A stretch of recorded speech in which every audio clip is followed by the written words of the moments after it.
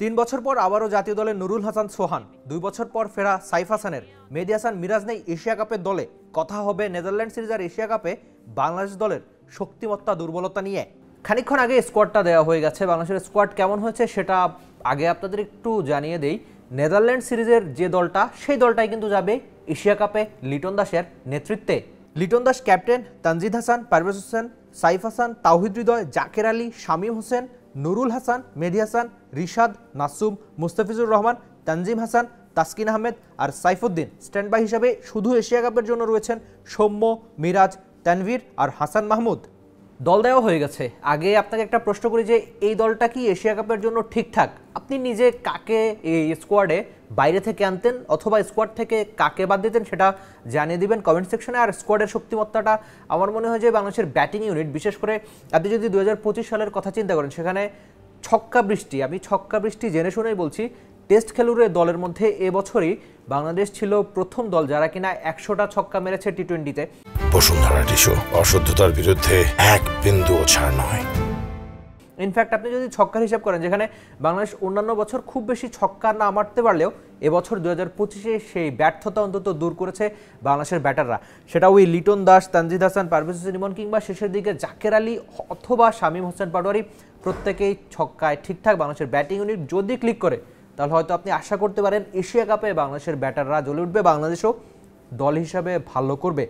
Captain Liton Das, তাকে বা তার ক্যাপ্টেন্সি নিয়ে নতুন করে বলার কিছু নাই। উইন্ডিজে 3-0 ছিল, সেখানে থেকে ফিরে এসে একটু ব্যর্থতা গিয়েছে, তারপর কিন্তু উইন্ডিজের মাটিতে টি-20-তে 3-0-তে যেতে অবশ্যই লিটন দাসের ক্যাপ্টেন্সির সেটা দারুণ উদাহরণ ছিল। তারপর শ্রীলঙ্কার মাটিতে শ্রীলঙ্কার সঙ্গে টি-20 সিরিজ হয়, যেটা অবশ্যই বাংলাদেশের জন্য স্বস্তির ছিল। ইনফ্যাক্ট সবশেষ পাকিস্তানের সঙ্গে বাংলাদেশ যে সিরিজটা জিতেছিল সেটাও কিন্তু লিটনের নেতৃত্বে। তবে ভাবনার বিষয় হচ্ছে লিটনের ব্যাটে বড় রান নাই। আপনাকে যখন ক্যাপ্টেনের ব্যাটে বড় রান থাকবে না, সেটাই সবচেয়ে বড় ভাবনার হবে। কেননা আপনার ক্যাপ্টেনকে লিডার হয়ে উঠতে হবে, সেটা মাঠে ক্রিকেটে যতখানি, ড্রেসিং রুমে যতখানি, সব মিলিয়ে ক্যাপ্টেনকেই কিন্তু, আর ক্রিকেট এমন একটা খেলা, আপনার ক্যাপ্টেনকে অবশ্যই রান করতে হবে, উদাহরণ হতে হবে। সেই কাজটা করতে হলে লিটন দাসের অবশ্যই বড় রানে ফিরতে হবে। আর বাকি নামগুলোর কথা যদি আপনি চিন্তা করেন, তানজিদ হাসান আর পারভেজ হোসেন, এই ওপেনার, মানে এই দুজন ওপেনার বল 1 থেকে অ্যাটাকিং ক্রিকেটটা খেলতে পারে।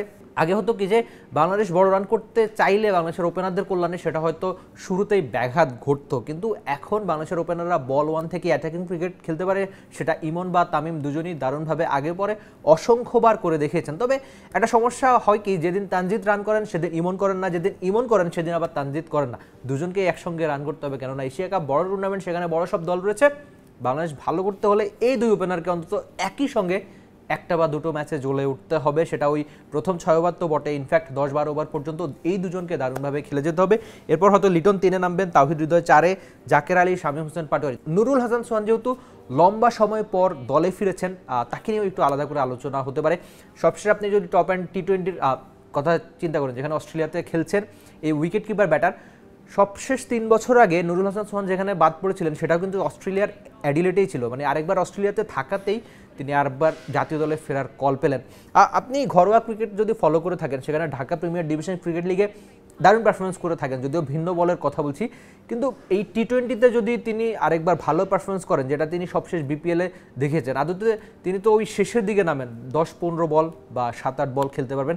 তো ওই সময়ে ক্যামিনিং যদি নুরুল হাসান সোহান খেলতে পারেন, সেটা অবশ্যই দলের জন্য পাওনা হবে। সেক্ষেত্রে বাংলাদেশ কি 2 বা 3 উইকেট কিপার নিয়ে একাদশে থাকবে কিনা, যেহেতু জাকের আলী অনেক রয়েছে, লিটন কুমার দাস ভালো কিপার, কিন্তু সব মিলিয়ে নুরুল হাসান সোহানের জন্য সেরা একাদশে জায়গা পাওয়াটা একটু কঠিনই হবে। তবে তার স্কোয়াডে জায়গা পাওয়াটা ঠিকঠাক। নেদারল্যান্ড সিরিজের সঙ্গে সিলেটে বাংলাদেশ দল যে 3টা ম্যাচ খেলবে, সেখানে যদি সোহান সুযোগ পান সেরা একাদশে আর যদি ক্লিক করেন, তাহলে কে জানে হয়তো এশিয়া কাপের সেরা একাদশে তিনি থাকতেই পারেন। আর বোলিং ইউনিটটা নিয়ে বলতে চাই, রিশাদ হোসেন, যিনি পিএসএলে দারুণ পারফরমেন্স করেছিলেন। রিশাদ যদি বাংলাদেশের সবশেষ টি-20 কোটা সিরিজ বা আপনি যদি ঘরোয়া ক্রিকেটের কথা চিন্তা করেন, বিপিএল থেকে শুরু করে পিএসএল সবখানেই দারুণ পারফরমেন্স করেন। আর রিশাদের বোলিংয়ের সঙ্গে আরেকটা সংযুক্তি হতে পারে যে শেষের দিকে তিনি ওই অল্প কটা যে বল পান সেখানে রান করতে পারেন, যেটা আদতে পুরো ওয়ার্ল্ড ক্রিকেটেই খুব বেশি পাওয়া যায় না। যে লেগ স্পিনের সঙ্গে টুকটাক ব্যাটিংটাও পারা, সেই কাজটা রিশাদ করতে পারেন। কিন্তু ওই যে করতে পারা, সেই করতে পারাটা কিন্তু তাকে এশিয়া কাপের ম্যাচে দেখাতে হবে, যেটা বাংলাদেশের জন্য বড় পাওয়ারই হবে। তারপরের নাম হতে পারে নাসুম আহমেদ, যদিও তার সেরা একাদশে থাকা হবে কিনা। আর সবশেষ যদি আলোচনা করি, যেখানে মুস্তাফিজুর রহমান, তানজিম হাসান সাকিব, তাসকিন আহমেদ বা সাইফুদ্দিন। বাংলাদেশের পেস ইউনিট সবসময় সবশেষ কটা বছরে ভালো পারফরমেন্স করছে। সেই ভালো পারফরমেন্স যদি এশিয়া কাপে করতে পারে বা নেদারল্যান্ডসের সঙ্গে আপনি আশা করতেই পারেন যে বাংলাদেশ হয়তো 3-0 ব্যবধানে জিতবে। তো সেই জয়টা বাদ দিয়ে আমি শুধু কেবলমাত্র এশিয়া কাপের কথা বলছি। বাংলাদেশের পেস ইউনিট যদি একসঙ্গে ক্লিক করে তাহলে সেটা অবশ্যই বাংলাদেশ দলের জন্য পাওয়াই হবে। তো সব মিলিয়ে লিটন দাসের নেতৃত্বে আপনি আশা করতেই পারেন এবারের এশিয়া কাপে বাংলাদেশ অন্তত ভালো কিছু করবে।